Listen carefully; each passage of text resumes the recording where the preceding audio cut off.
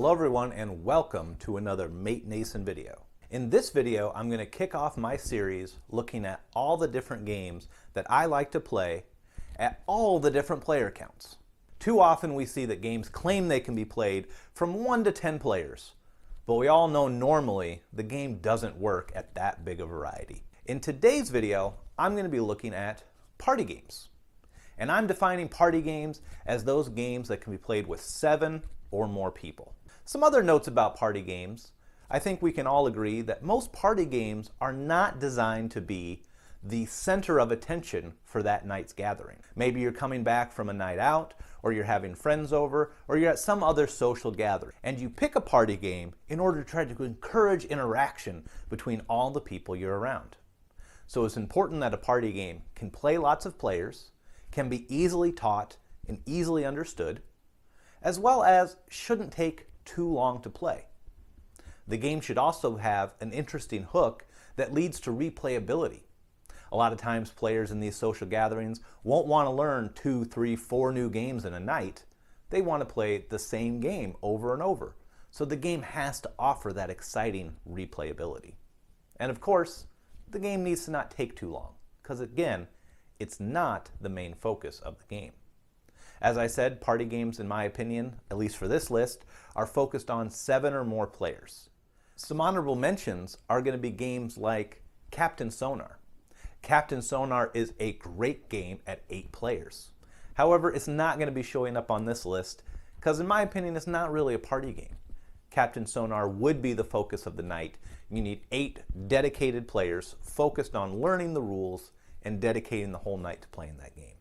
It's not a game you're just going to pull out and throw out to a group of people. So with that, let's jump into the list and see what 10 games I would recommend to play at a party. Coming in number 10 is Citadels. Citadels is a great party game. It's fast and easy to learn. It's a game where you're drafting different character cards. The whole idea is to use these characters to get money in order to buy different building cards. When the game's over, whoever has the richest city wins. Easy to grasp. Also, all the different character cards say exactly what they do, whether they steal money from someone or let you break some rules of the game, like building extra buildings or drawing extra cards. All these things come together for players to easily get into the game and understand how it works. The replayability in this game is awesome. How you draft those characters, as you start playing through game after game, you'll learn the synergies of how to play the game. It's fun to watch people grow with this game. So whether you're an old gamer or a new gamer, this is a great game to bring out at a party. Coming in at number 9 is another great party game, and that is Mysterium. Citadels can play 3 to 7, and so can Mysterium. I've even played Mysterium with 8 players. Mysterium is a co-op game. You're all working together. Co-op games tend to be good party games because for those people who maybe struggle with the rules or aren't quite sure what to do, you can help them. You're all on the same side. Mysterium is a great example of games like that. In Mysterium, one player will be giving clues, and the rest of the table will be trying to pick cards based on those clues. If any player is ever confused or doesn't know what to do, they can talk to their team and try to figure out what they should guess for their character. That team element, that co-op element, really shines. The clue giver can't talk. They're giving clues based on these little pictures. It's so fun to watch people interact over these pictures and try to figure out what you're meaning. This is a great example of a game that brings that interaction of all your guests or everyone at the party together. People who don't even know each other can talk and discuss over what the meaning of these pictures might be. And so it's a great social game and a great party game. Coming in number 8 is a game that kind of breaks my rule a little bit. I tried to put party games on this list that could be played in a short amount of time or allow for some good replayability. However, I had to put Shadows over Camelot in my list, coming in at number 8. Shadows over Camelot can be a longer game. It can easily last over an hour, and sometimes, depending on how many players, might push an hour and a half, even getting close to 2. However, one thing Shadows of Camelot does so well is in the middle of the game, people can join and leave it.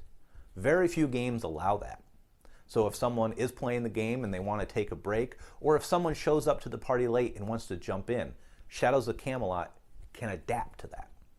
It's a co-op game where everyone's trying to work together to beat these Arthurian quests, getting the Holy Grail, defeating the Black Knight, slaying a dragon. But the rules of the game are so simple. You're basically playing poker cards, trying to play sets of cards, trying to play straights of cards, get runs, things like that. So everyone can easily understand what the quest is. And you can talk to each other about maybe you should go here, I can go here, how will we get it? The game throws in a twist where one, I think maybe sometimes two players, depending on the player count, could be a traitor, secretly playing cards that might foil the quests. This is a great game to play at a party. Again, it might take a little long, but the game's lighthearted and easy to play even if you're talking and having a more social interaction. Coming in at number 7 is Bonanza. Bonanza can play from 4 to 7 players, and it is a fun card game all about collecting sets of beans. The great part of this game, again, is that interaction. You are trying to get these sets of beans, but no matter whose turn it is, every turn there will be a negotiation phase where the active player will be offering different beans for trade. And so you are always engaged in this game as you're trying to offer deals and get the beans you need. So no matter what's going on in the game, players always have an interest to stay focused.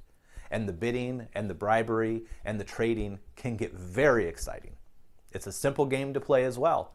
You're just trying to collect sets of the same type of beans to trade them in for money. Anyone can learn this game, and everyone will have fun playing a game like Bonanza. Coming in at number 7 is a party game based off a classic party game. This is Telestrations, which is based off a very classic game, I think that probably originally came out in the 50s or 60s, maybe even older, Pictionary. This is a game of drawing pictures and trying to get people to guess that pictures. What's fun about Telestrations is it has this extra layer of playing the phone game. You might have played that as a kid where you whisper a secret into someone's ear and they pass it on down the line, and then you see what the last person heard. Telestrations is the same type of game. You might draw a card that tells you to draw a cowboy, and so you'll draw that cowboy. When you pass your notebook on to the next player, they see that picture of a cowboy and they need to write into words of what they see. Maybe they don't see a cowboy. Maybe they see a ranch. Maybe they just write horse. And so on and so forth. The notebook will be passed around the table with everyone interpreting a picture, writing words, reading words, drawing a picture. And at the end of the game, which there isn't much of a game, but at the end of the game, it's all about going through that flip book and seeing how fun it was of people misinterpreting things you drew or wrote. This is sure to be a good game to get people talking and laughing. That's Telestrations. Coming to number 5 is Deception, Murder in Hong Kong. This is one of the first games on my list that deals with, well, I guess Shadows over Camelot had a betrayer, but this does definitely have a secret betrayer where the whole goal of the game is to figure out who that is. Everyone plays as cops, and one of the cops committed a murder. One player knows who that is, and they're trying to give secret clues out to the cops of who that murderer might be. The twist of the game comes with all the cops trying to interpret the clue, including the murderer, who's trying to throw everyone off the scent. This will be a fun game full of laughs and accusations as people come up with crazy themes or crazy theories of why this person did it or this person didn't do it. A lot of fun to get people talking and laughing together. But the game also offers that strategic element as well of trying to understand those clues. It appeals to a lot of different types of players. Coming in at number 4 is another great party game that can work good with teams as well, and that is Cash and Guns. There's an expansion for this game that allows you to play as teams. Cash and Guns can be played with 4 to 8 people, and it is a fun game of everyone trying to hold up a heist. You get little foam guns, and at the count of 3, 2, 1, everyone will point their gun at someone. If you don't back down, you might get shot. Whoever's standing after this standoff will get to take some money from the center of the table. The bribery that can go on here of don't point your gun at me, we need to take this person out. The backstabbing of actually loading your gun and shooting someone you said you wouldn't get a shoot is fun. And the game plays really fast. And then, as I said, there's that team element with the expansion, where you know someone is on your team and you're trying to help them get the money as you all share it at the end. A very fun game full of laughs, Cash and Guns. Coming in number 3 is another social deduction game, as social deduction games tend to work really well for party games. And this is The Resistance. The Resistance can play from 5 to 10 players. And it's another game of trying to suss out who the betrayers are amongst you.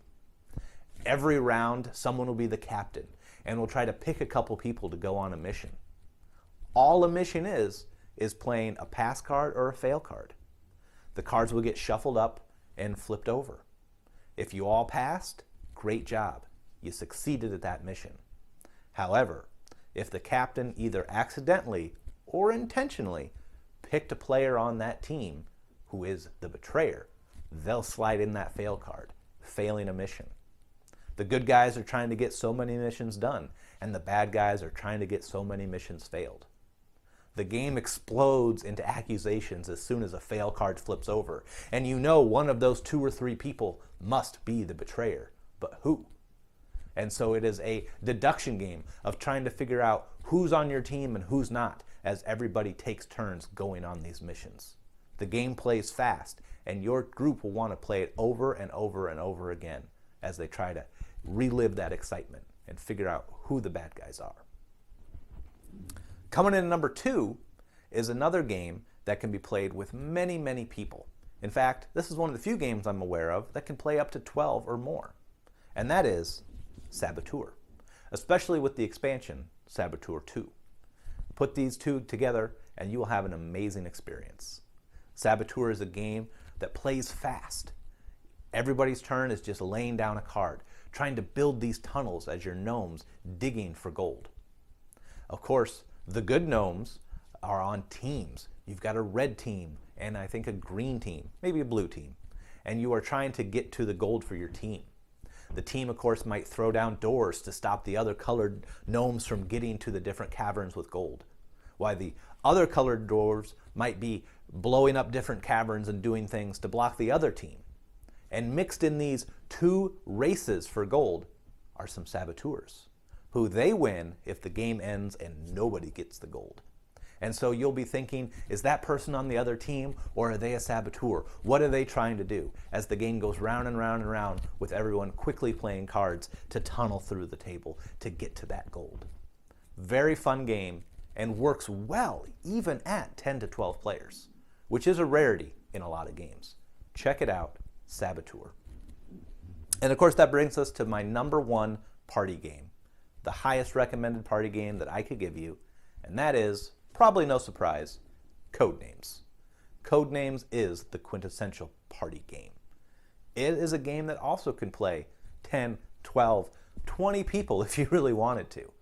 It's a very simple word association game where one player will play as a captain of one team and another player as the captain of the other team, and they will try to give clues to their team to guess words that are laid out on the board. Doesn't matter how big the team is. You can play it and everyone will talk together. What did they mean by this clue? And eventually they'll have to make a guess and see if they're right or wrong. It's a game that plays fast and you will be wanting to play it over and over again as people want to take turns as the captain, switching up teams. It is a great, great social game that will get people laughing and get people learning more about each other as they try to figure out, why did you think that word associated with this word? So there you have it. There are 10 party games that play well at 7 or more players that's sure to be a hit the next time you're at a social engagement. Stay tuned for my next videos where I'm going to jump down to 6-player games, 5-player games, all the way down to solo games. As always, if you enjoyed this video, give me a like and subscribe, and stay tuned for the next video. Thanks for watching.